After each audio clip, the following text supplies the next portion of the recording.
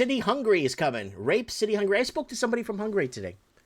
I spoke to somebody from Hungary, living in Canada. Doesn't look like he's been here long, but he told me he's celebrated now. They got the new guy in Hungary, the new guy. And I said to him, the other guy they took out made sure that nobody came into your country, made sure that the migrants didn't come into your country, made sure that you guys weren't being infested by that Muslim migration. He said to me, you know what? You're right. But that's the only thing he did for us, was protect us from outsiders.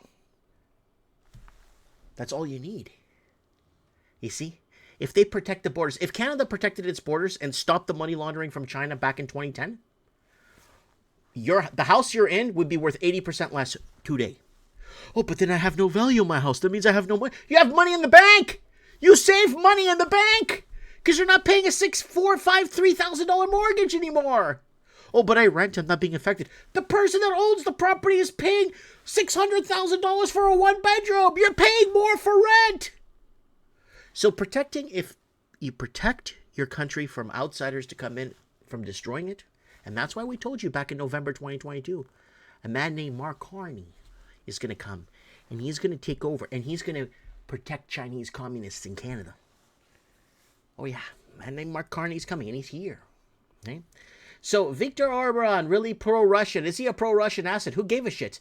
Because this guy protected. So if we had one government in Canada or Australia, New Zealand, that actually protected its citizens from outsiders from coming in, that's all the fuck I would want from this government. If I had one thing, if I could go back in time 15 years and say, close the borders and make it impossible for people to come into this country.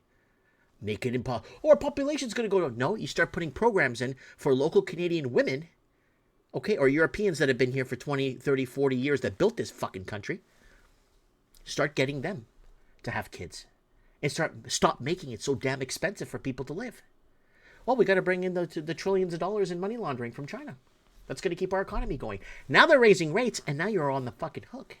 So if we could have one person, if I could ask for one thing from close the fucking border like this guy did. This guy right here.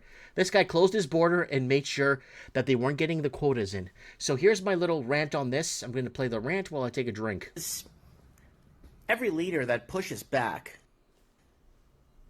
eventually gets replaced. Anyone that pushes back gets replaced, defamed, assassinated, whatever. Today I'm going to be talking about Viktor Orban. Okay? For over a decade, Viktor Orban stood as, I guess, one of the last leaders inside the European Union saying, nah, we're not handing it over to you. We want to be sovereign, right?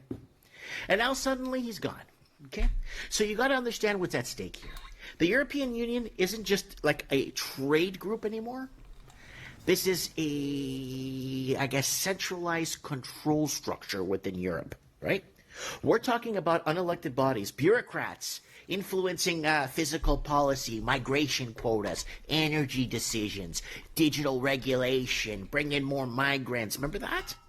And if you don't comply, they freeze the funding. They apply pressure. They isolate you economically. Right? Hungary had, billions withheld over rule of law disputes. Ask yourself, what does that do to a country's economy in the long run, right? What does that do to the voters?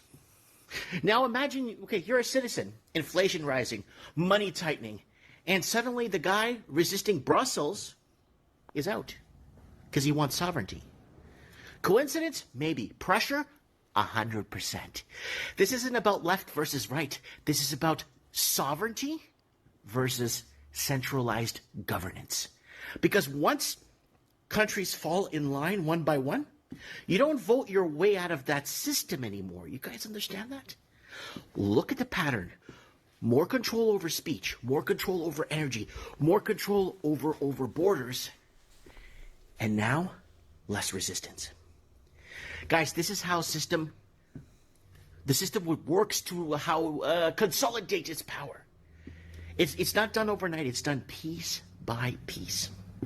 Hungary put up a good fight to repel the invaders up until now. Now it's going to go dark there. Mark my words. Mike Martin's here. I have spoken. All right, yeah. Rape City, Hungary is coming now. Oh, yeah.